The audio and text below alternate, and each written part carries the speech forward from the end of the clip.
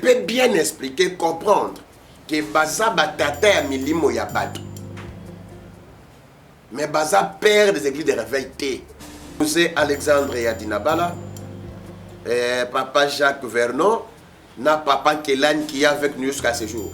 Ce sont deux pères des églises de réveil. Donc, si le reste, batikali, batata ya milimo. Si on vrai ou faux, prophète Steve, le bien abisso a été évêque wana nyonso bazan bango ba catholique ba osala assemblée à l'église de réveil. Ouais.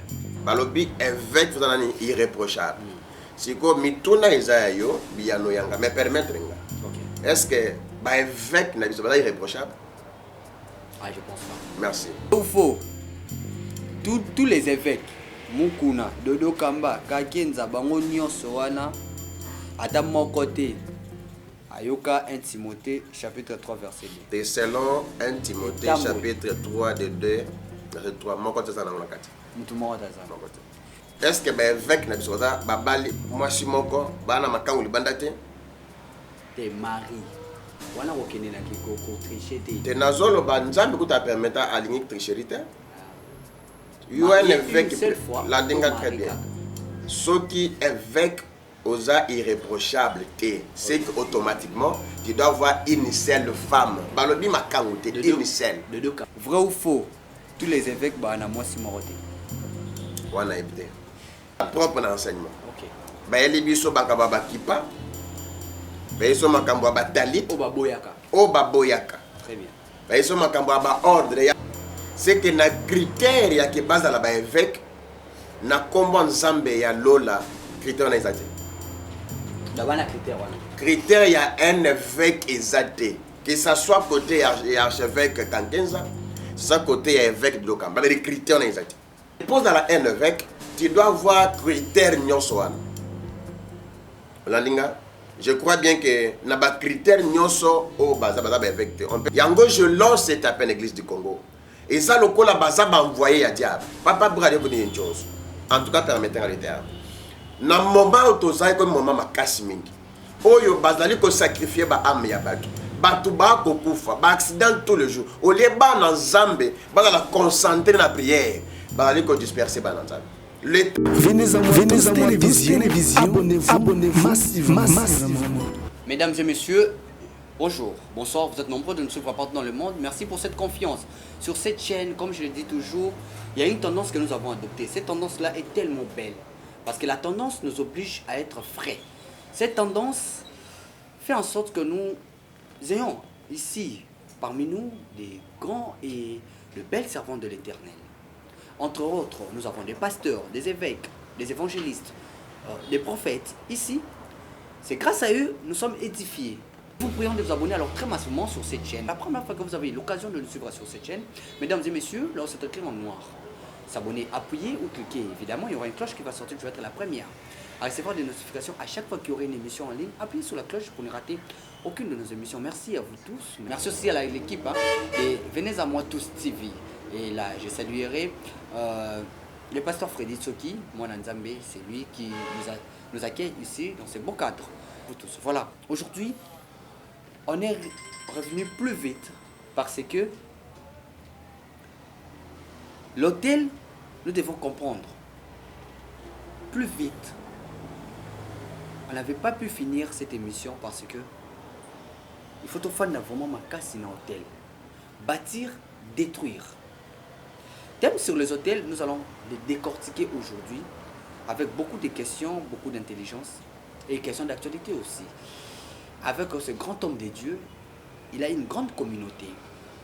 Ce grand homme de Dieu, il a sillonné beaucoup de villes. Il y a Monde Nabisso et c'est une personne intègre. À un moment, on essayait de le faire porter des casquettes. Il y a Yété, mais jusqu'à ce que tu aies là, c'est les prophètes, un homme de Dieu intègre. Et lui, c'est plus son respect et sa dignité qu'il révèle en nous. De ça la force. Il y a le prophète Otozanae sur ce plateau. C'est le prophète Steve Okuka. Un grand homme de Dieu. Aujourd'hui, il n'est pas en déplacement, il est avec nous sur ce plateau. On ne sait pas si son voyage est toujours sa date est toujours maintenue ou il va encore rester un peu avec nous ici à Kinshasa. Et pour Steve Okoka, il est avec moi, je vous dis bonjour. Bonjour Papa Brad. Comment vous allez? Dieu nous fait grâce, ça va. Plus de 203 000 abonnés, Bazawana, Bafandi, Obanana, Prof. Steve Okoka sur les hôtels. Je pensais que c'était une émission comme ça, excusez-moi de le dire, mais il y a eu des appels pour nous comprendre mieux l'hôtel. Un mot, nous avons tenu Liboko Landau. Merci beaucoup Papa Brad na opportunité malam oyo pesi biso lisusu et merci na nzambe oyo akela likolo pe na c'est parce que soka pesi biso makasi te tolingai toya te mpona kopesa sango malamu enfin ke bato babika bikama na nzambe et puis na pamboli bato nyonso oyo bazwi libaku lisusu ya olanda biso de partout esika bazali tika nzambe oyo asalaka bato bolamu akende kosala bango bolamu. C'est ainsi na PCP merci pe na pamboli équipe mobimba ya nouvelle dans la télévision pe na ba chaîne mususu wala ndaka biso tika nzambe oya permettre les surtout dans la esika akende ko pambola moko na biso. Très bien, merci beaucoup, amen.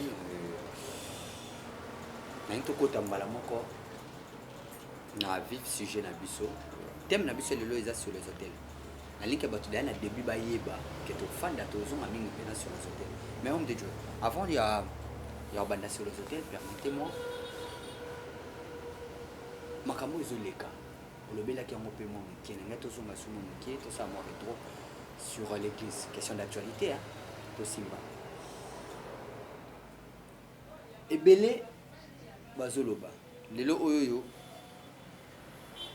avec Paul Olangi azawana azai sauté côté kuna dodo kamba to yebité on continue au fanda to zalate kuna bamsu ba se to proclamer bazaba intel avant la question pour se to proclamer wana j'aimerais savoir parce que vous êtes un prophète bino bozaba niwe parce que Prophète Steve, qui est un évêque?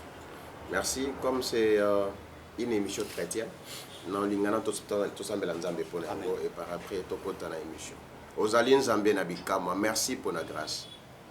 Merci pour la faveur mon conzi parce que c'est pédissus. Tous les cas na etando ike pour na couper sa lumière na peuple na yo. Zala liboso na bison Zambé. Na sima na biso mobateli pe mobikisi na telemeli nyonso oyo kopesa kombo nzambe lokombo te ezala neyanti na kombo na Yesu Masiya nde na sambeli bongo amen. Amen. Papa Brad, merci beaucoup na mutuna malamu pe o tuninga na lobaka plusieurs fois des fois eza mituna oyo bato ba ko mituna na kacha mitema na bango mais bazu opportunité te ya kotuna bato po bazwa réponse to lumière na ngo. Ezaneti molimo na nzambe nde esimbi motema na yo esimbi mabanzo na yo pour réponse na biso eyeba ko éclaircir ba pensée ya nzambe pe ba na nzambe dans la lumière. Amen. Papa Brad yambonaya na réponse na yo il faut to yeba eloko moko eloko ya ba évêque bato ya liboso ba na ba église catholique. OK. Parce que ba église catholique et nous, l'église du réveil, nous avons condamné premièrement les prêtres catholiques, les habillements na bango, les archevêchés na bango. Normalement, peut-être. Tout à fait. Tout à fait. Maintenant, ce qui est curieux, avant d'appeler sa définition un évêque, biloko oyo bisoto telemelaka. Église des réveils. Il y a mizabi, il y a kipa, il y a talit, biloko ebele oto boyaka, yango na moni lelo, église des réveils comme la tango. Nde sika na yeko comprendre. Ezana batu mususu tina moya lelo bana ba catholique. Avant na répondre à question tuninga, na sengi na bevek nyonso bazo na église catholique. Là je viens pour répondre à ta question. Avant de répondre à oh, nous sommes bien avec faisons en église catholique. Ben, azong en église catholique. D'abord, bon bateau, bon catholique. Eh bah catholique, si quoi, bah yé coco sabiso le cola, dans l'église des réveils. Entre autres, bon mukuna. Bon, ceux qui basent avec c'est qu'ils vont dans l'église na bango ya catholique. Papa Brad, ce qui va avec, c'est qu'il faut bazonga na ba église na bango. Merci Eza Mutula Malam, je dois répondre à cette très belle question. Okay.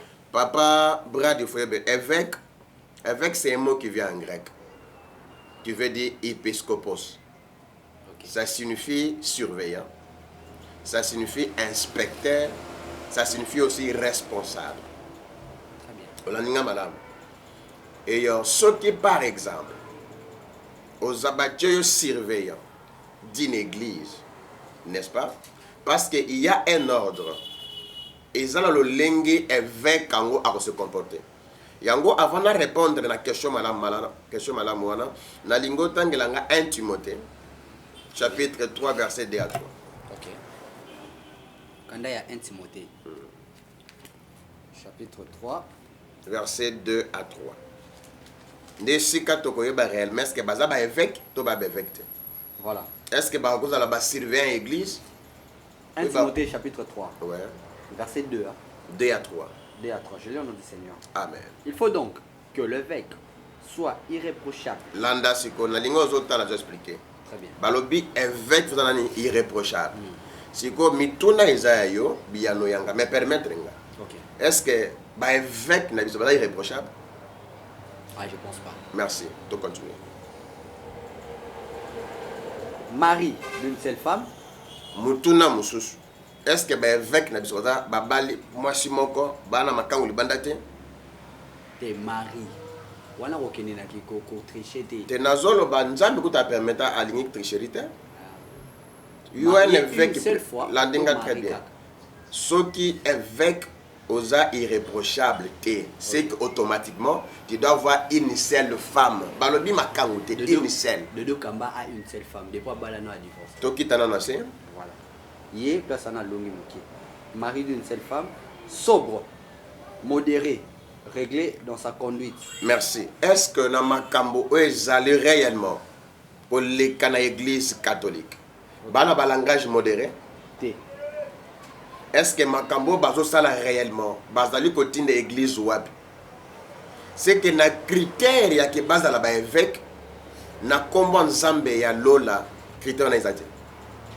D'abord, critère. Critère, il y a un évêque exalté. Que ce soit côté archevêque Kankenza, soit côté évêque de Lokamba. Les critères sont exaltés. Propre à l'enseignement. Merci. Il faut. Landana a expliqué penser mon. Dans la propre enseignement. Ok. Il y a bakaba kipa. Il y a makambo talit. Obaboyaka. Très bien. Il y a makambo ordre. Yango na pamboli. L'apôtre qui était Shaumba, la magie dans l'église. Ah, l'apôtre Pierre qui était. Et si Kazalinzambe abatele la magie dans l'église. La magie dans l'église. Automatiquement, bateau bana enseignement yamabe. Oyo komi ko tia bananza musika nanza ezabango. Est-ce que enseignement na bango eza malade? Parce que pour dans la un évêque, tu dois voir critères nyoswan. Landinga. Je crois bien que na ba critère nyonso o baza évêque. On peut s'arrêter là pour tout continuer mission madame. Pas toko vendre la carte bangote pour nzamba pesinga message pour la nation.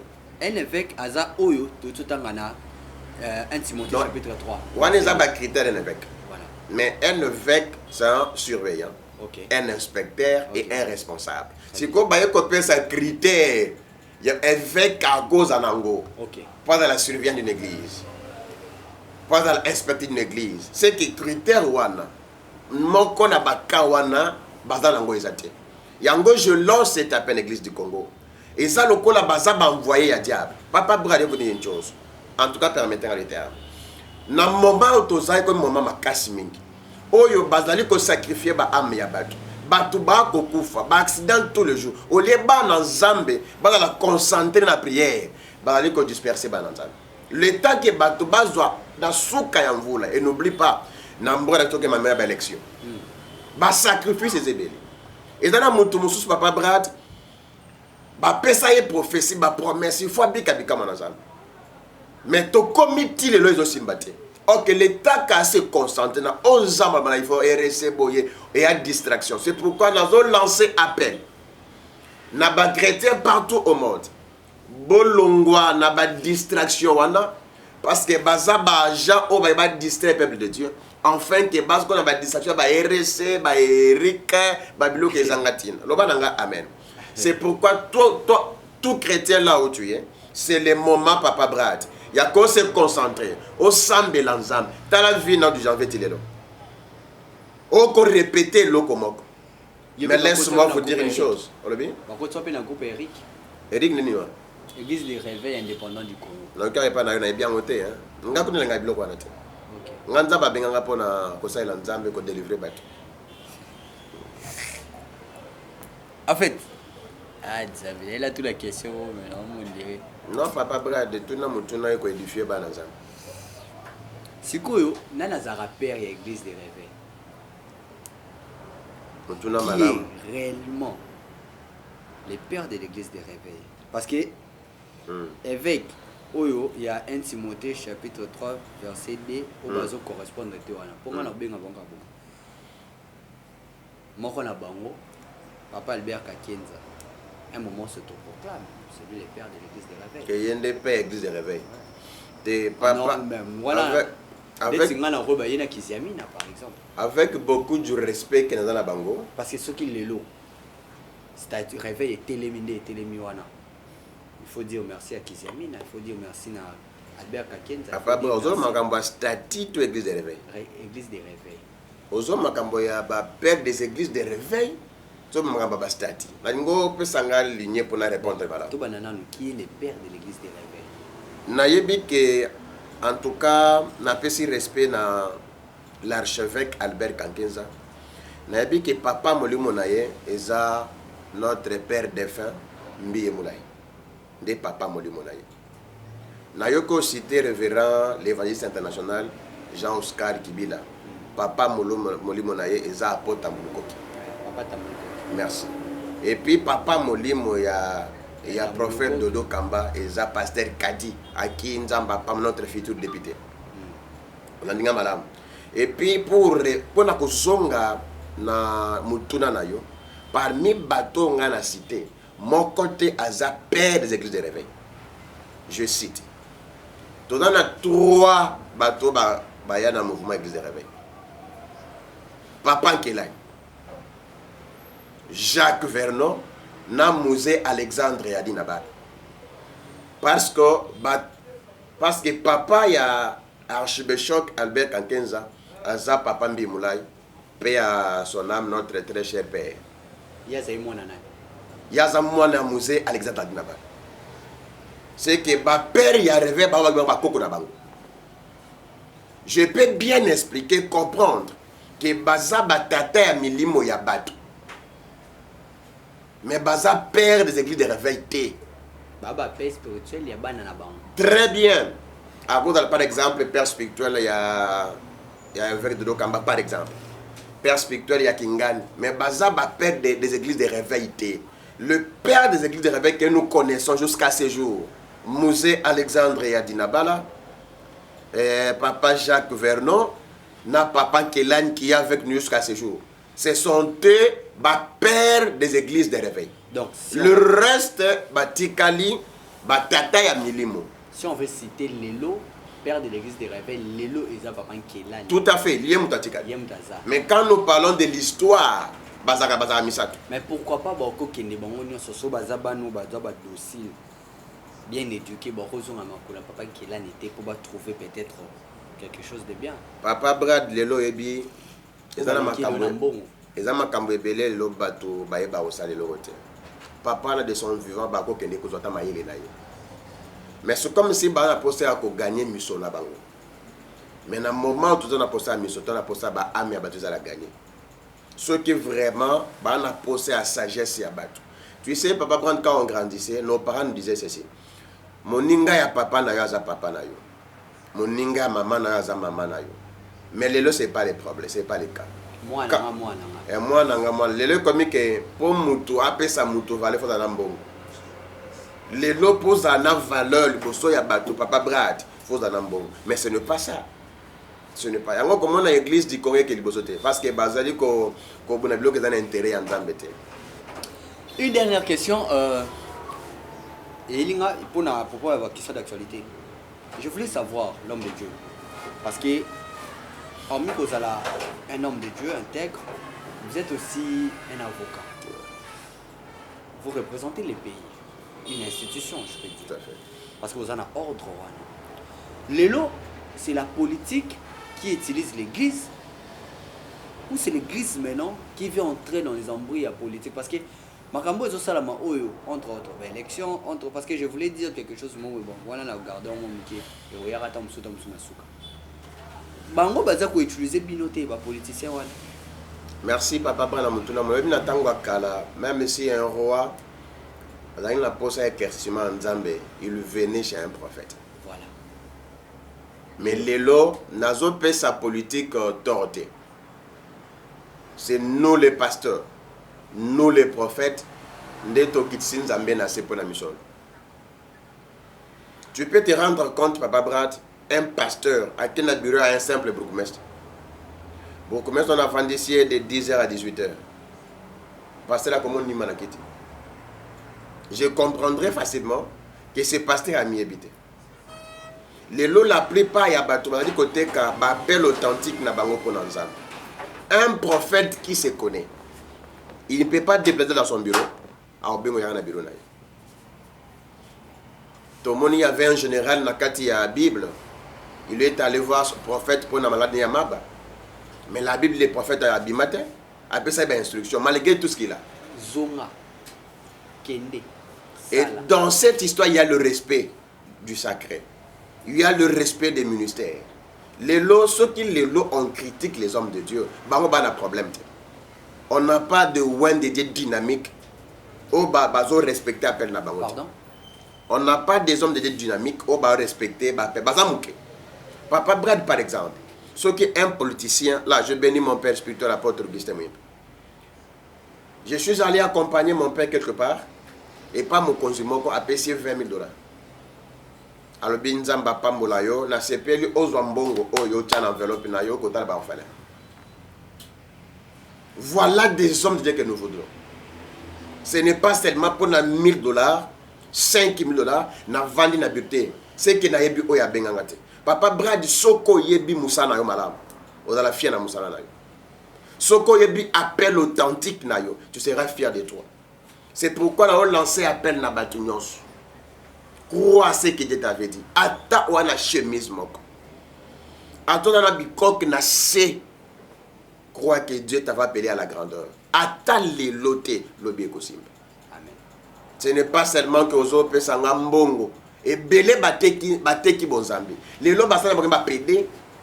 Oh. Prenez une porte dans la carrosse yaché. Papa Brad. Sans complexe. Namona apôtre Pierre qui était à l'époque Mercedes c'est oyo ba pasteur il faut à la paix de ba pc yango. Ah, je parle bien à l'époque dans les années 90 quelque. Biloko bato ba oko ba pede lelo nzamba pesa biso yango.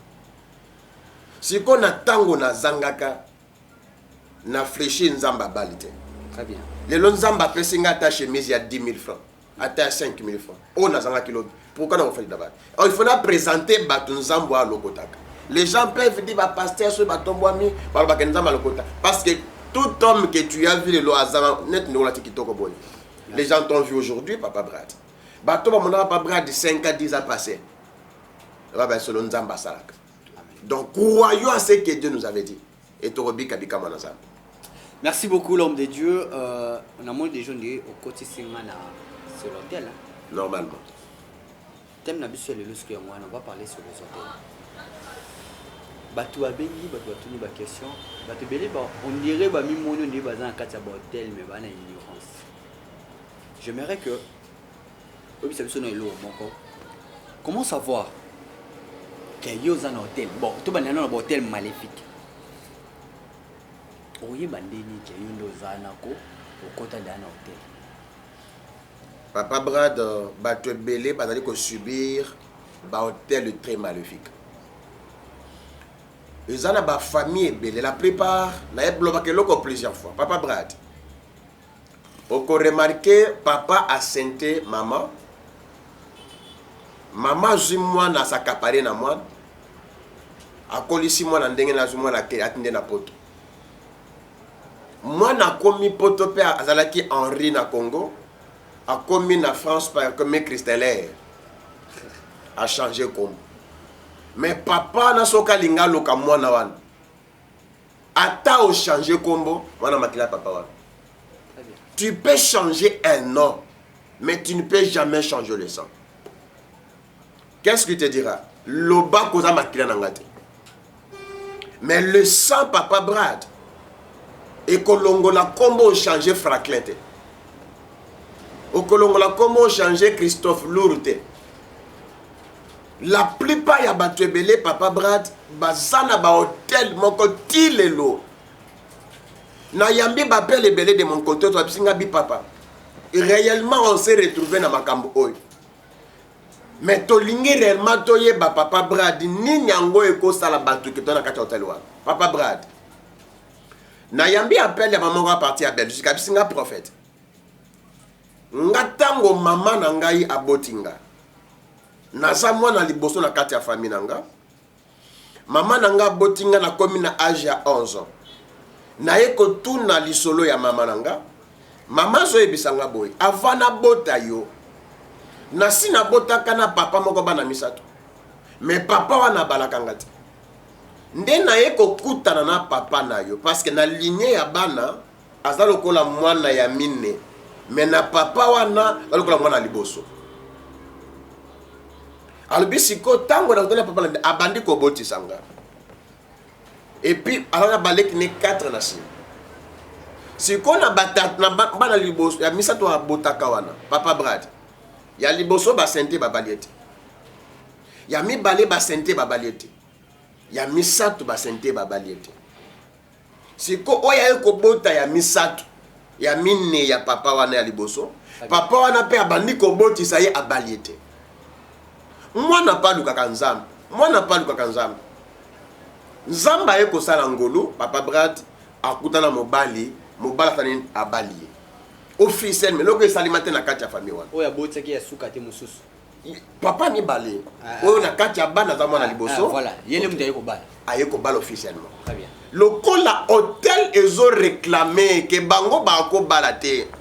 Problème est. Bazu comportement ya insolence et impolitesse baté na kati ya mutu na mwasi. Mwasi ayebi comprendre sur mobilité. Moi soka linga finga mobile on dimati. Lokola mobile comprendre d'habiter. En réalité, il y a un problème. Aïe ko consulter batu. Babi c'est en réalité moi so bali aza moi so bacha ba hotel na kati ya famille na bango. Ke bango ba ko vendre na kati ya libala te. A commencer par ses parents. C'est pourquoi na yebisaka batu. Avant on banda ko sala analyse ya vie na yo. Banda ko la vie ya maman ya botiyo. Vie ya papa na yo. Soko zalek banda kota la bayaya na yo avayozal. Parce que si les erreurs, ça se répète plusieurs fois. Et dans la moutou papa Brad, oko remarqué, ba sentaka oy, ba sente oy, ba sente. Soko moni banango, bana basi kitoko. Et pour moutoyer bake, ba sala hôtel maléfique na katia vinango. Faut zonga. Pas sincèrement, il faut zonga. Quand tu vois les mêmes histoires se répètent dans la famille. Et comme par exemple, mon bali aye pas bala nekonayo akei. Les qui n'ont même chose. Quand tu vois la même histoire et se répéter dans la famille nayo. Ça c'est de 1. De 2. Quand tu vois les échecs répétés dans le bac plusieurs fois, papa Brad, derrière tout acte il y a un esprit. Amen. Il y a un aïe bisakabato plusieurs fois. Quand les gens nous appellent, première des choses que nous faisons, nous devons diagnostiquer koyeba réellement les problèmes ezayanini. Problème ya tata oyo. Pourquoi hôtel nini liaye? Parce que dans l'hôtel est comme l'aéroport des esprits. Que ça soit maléfique ou positif par exemple. Si quand il y a 4 hôtels, il faut qu'il y ait un sacrifice. Et quand le sacrifice arrive, il faut réellement battre maloba. La plupart ya battu belé, bazali ko bika makambo o bazon mona makambo belé na kata vinango. C'est pourquoi zamba le bibé. Ce qui mutu par exemple, a keko sala musala, omoni musala lelo ba bengani. Et puis a quelque musala mususu bengani susu. Et puis quand tu vois eloko e se répéter, deuxième chose, au mona ba maladie, ya minene netu basida. Mama Kamozo Simbate, Omeki Awa et Simbite, Omeki Awa et Simbite. Quand tu vois les échecs se répéter, Ozo Salaba est fort, mais rien ne va. Ozu Mobal, on s'investir naïe, lobby à décevoir. Ozu moi si, au Tindelimbong en Afrique, à l'Andio, lobby à Bakul Liban. Après un temps, quand tu vois ces des histoires, il faut y avoir que vie nayo et alliés dans tel maléfique. Yango nous l'offre que ba moi et zoleka, mais Zambé à l'équidalité. Yo mutu oba pesa yo promesse. On zamba pareta yo. Ata na nzela ya basala nzambe. Ata na ndoto. Parce que nano ano esilite. Si tu as des problèmes, appelle, on va prier avec vous. Notre souhait, Papa Brad, et ça que tout comme le 31 décembre, il y a année, oh, Batoba témoignage du Kamanazam. Papa Brad nous enregistre tous les jours, témoignage ya Bato. Sur le lendemain, témoignage à Papa Brad, tout comme Atilobi. C'est que nous croyons réellement. Et loko ba minganga ba lembana nzamba kole manangote. Toi qui me suis, oui. Et dans la moto mususu Papa Brad, allo banin. Balobaka kaboy. To benga kingani asenganga mbongo. Je te dis benga zambe oyaza ko bikisa tumso ko bikisa. Peu importe le problème que tu as. Ah oui, n'hésite même pas. Zambe nabiso à visiter. Très bien. Papa Steve, en fait, il y a beaucoup de questions. Je vais vraiment vous laisser le temps de parler.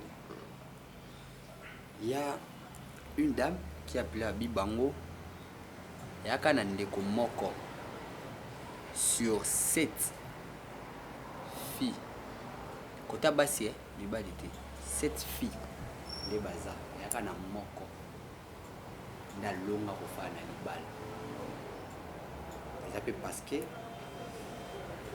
à Kenaka, quelque part. J'aimerais tout fan de là sur les hôtels Place Souana. Et puis autour de Bélo, au moins c'est très important.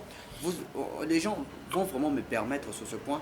Il y a toute une question sur les sacrifices dans les hôtels. Voilà tout le monde par après. Cette Souana, il y a un moko d'abimaka. C'est pas que Baba l'a raté. Non, il divorce. C'est-à-dire, Yaya, à Balaki, à côté de divorce, à Bali 3 à 4 enfants. Yaya. L'ami Balé, à Bali au moins 4 ou 5 fois à divorcer. Pas divorce, à ce beau thérapie. Oh, Yaya Koya Kobala. Ndemu fai na libala ki. Ezali ko be divorce wana ba obota te ba so bota te bala. Bazana nyonso esengaka mwasi soka bali. À côté de bala aboti afandi. Mais il divorce. Les petites choses de Kabola Babali. Papa en vie, maman en vie. Oh babota. Fruit nini. O efande les places wana pour que bango pour tenir les bana monter. Parce que Babala Mibali il y a bien, il y a Bambongo, il y a Kitoko, c'est une famille reconnue, même la Bakitiasa. Comment vous allez deviner place wana? Oh, le bagarre parce que c'est normal, bah divorcer, dès au quoi utiliser quand esprit que oui. Ou soit sur 7 car moko ndakenda. Mais bango 7 surtout babali. Papa Brad mutune za malan parce que yesunga batobele. Soki batia hôtel yana kati ya libota ke bato bako bala ba omelate parce que divorce eza duré ya mabala basa. Oko bala na yo moko omelate. Automatiquement dans une autre manière c'est que baboya bango babala. C'est-à-dire que ba pesi bino accès. Oui oui, accès ya ko bala me ko omelate. Donc ça dit bino bo honora na bino papa. OK, tant on peut bozo divorcer, bozali ko déshonorer pe famille.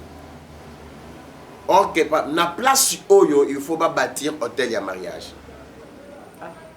Parce que tokoki quand on enlève l'hôtel maléfique.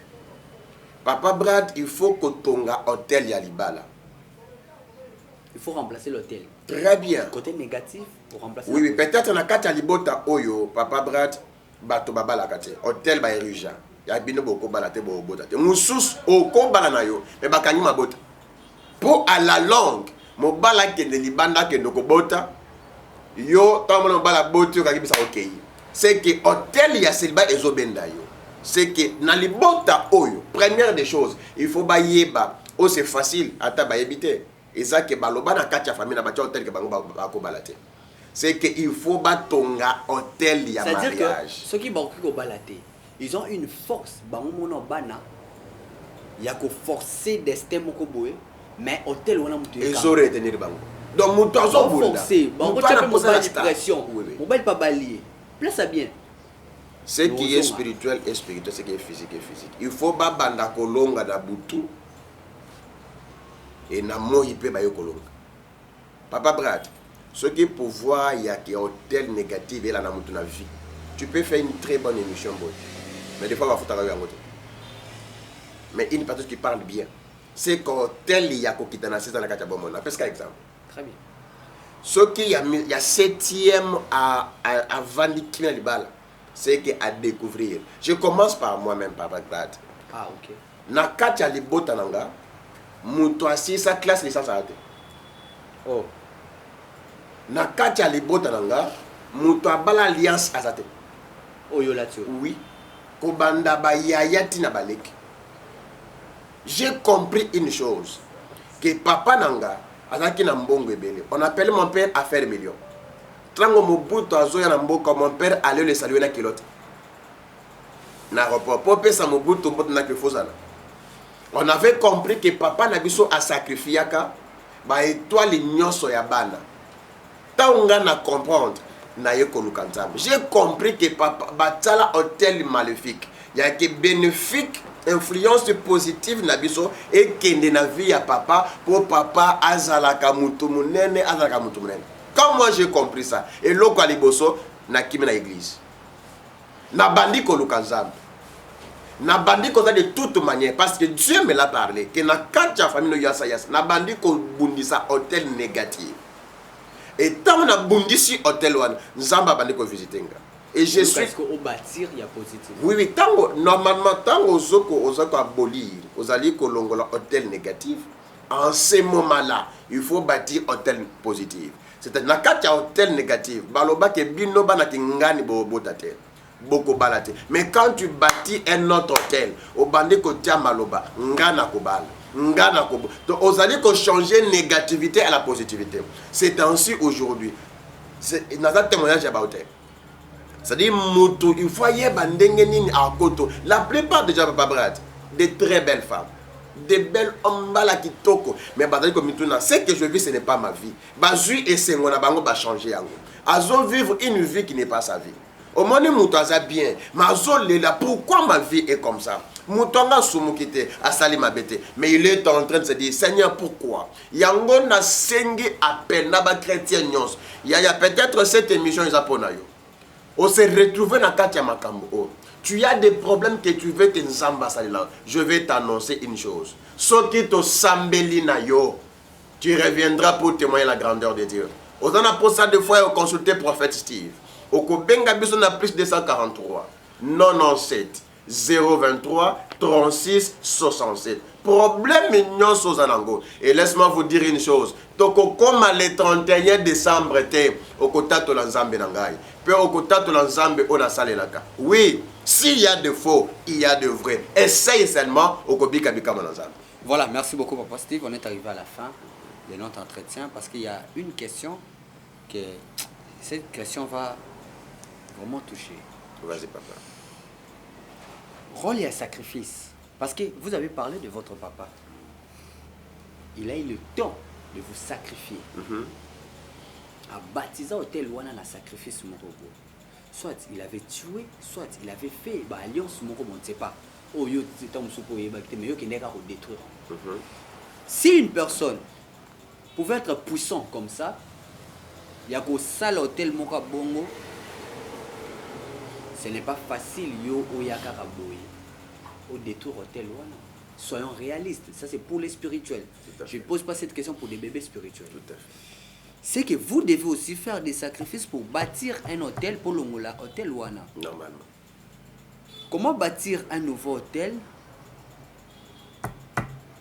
Il y a positif. Pour un hôtel négatif, on n'était pas n'importe qui. Parce que les gens doivent comprendre une chose. Des personnes locales, par exemple, votre papa, Azaki, bébé spiritualité. Oui, oui. Il était un grand esprit. Oui, oui. Comment abolir un grand esprit comme ça? vous allez seulement nous dire au nom de Jésus. Soyons vrais. Ok. Est-ce que vous allez nous dire au nom de Jésus? Même Abraham. Aboyaka koyebisa Sarah, qui a kopesa mwana mbeka. Parce que un abeteli bako. Mais tia mataki.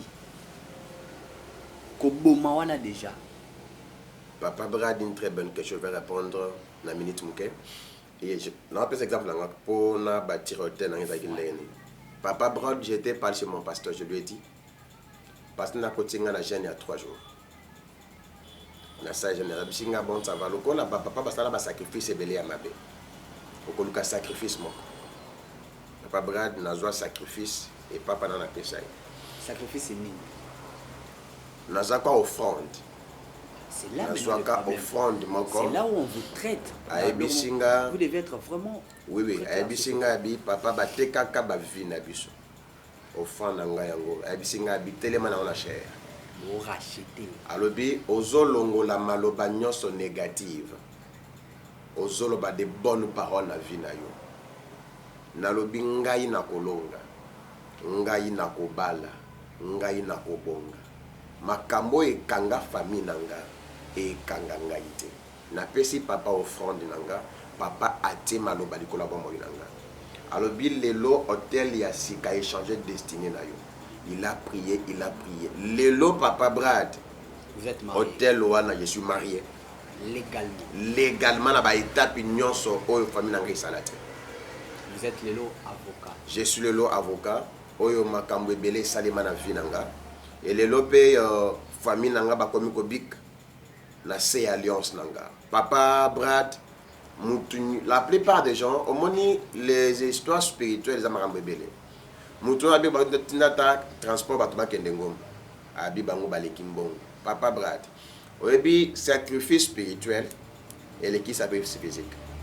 Quand tu vois un responsable comme moi le prophète Steve, je vais avec mon équipe na kende ko sambele la yo. Des fois na sengi na ngayo mbongo te na senga ta transport par exemple. On exige na ngayo. C'est parce qu'on se déplace pour toi. Peut-être bitumo to ko bundela yo, des fois yo ko bundangote. Parce que ceux qui se déplacés pendant ensemble la moto, c'est par rapport à une directive on t'a pas ça. Comment ça se fait que ceux qui n'ont pas on te dit de faire ça. Ouais, des cas c'est quoi créer la faible yangoa. Bah si bah misana bah pasteur. Et puis quand tu obéis à la voix de Dieu, je parle de vrais hommes de Dieu. Quand tu obéis à la voix de Dieu, automatiquement voilà. Attends dans la sida, attends ma camouflage. Quand tu écoutes la voix de Dieu, tu le fais. Dans le Zambazo, il y a 3 choses. Alors, ceux qui sont qui maloba, on ganza na ebisi. Muto sali yango sans doute. Muto yambi Yesu Masiya mo konzipe mo bikisi na yo. Ata ki na koma ko bika. Amen. Ata parler au tambour. Ata sont des choses que moi je vois dans mon ministère. Ce que qui directive yanzang ata aux acidatiques, ou un concert nzambe na bomoyi. À visiter pour témoigner du Cameroun. Numéro de téléphone, dernier message. Plus 243 97 023 36 67. Le numéro est affiché, c'est le prophète Steve. Merci, une très belle émission. Merci beaucoup. On va continuer Papa sur. Moi, j'aimerais vraiment te faire sur les sacrifices. Est-ce seulement c'est au nom de Jésus ou nous allons faire comme Paul aussi l'a dit, je suis venu achever. On va continuer ça parce que Jésus avait dit, il avait tout accompli sur la croix. Nabikel. Apôtre Pierre a contredit, mais Paul est venu achever. Achever quoi? Pourquoi Simon de Cyrène était venu à mémé la Jésus croix? Est-ce que tout le monde, il soit mémé la croix? Tout le monde, il faut y aller comme ma croix. C'est-à-dire, il y a des sacrifices. Oh, il faut ça là, parce que yo ça là. Est-ce que bande colonne sur ça là, sacrifice ça là? Mais bon, bica la ça alliance na yo. Tout à fait. Bah longi yango parce que Jésus a mémé bon tina suka. Yo nous a Simon de Cyrène bon. Yango on a profité battre sur balandi biso pour hésiter. Tu as un problème qui te dérange, appelle. Mon souhait est que bimisa on a hôtel wana, que bimisa n'a pas mauvaise parole prononcée. Tu as un problème, elle nous appeler. Tu vas témoigner notre Dieu. Voilà, merci beaucoup. Tokomi Nasuka, vrai ou faux? Prophète Steve, le bin abiso awa été ba évêque wana nyonso bazan bango ba catholique ba osa l'assemblée en église des réveils. Ouais. Vrai ou faux? Tous les évêques Mukuna, Dodo Kamba, Kakenza bango nyonso wana ata mon côté Ayoka 1 Timothée chapitre 3 verset 2. Et selon 1 Timothée Tambour. chapitre 3 de 2 verset 3. Mon côté ça dans la carte. Mutumo Daza. Mon côté. Vrai ou faux? Tous les évêques bana moi si moroté. Wana évité. On se retrouve prochainement pour un nouveau numéro. Portez-vous bien. Au revoir. Merci. Venez à moi, télévision, abonnez-vous massivement.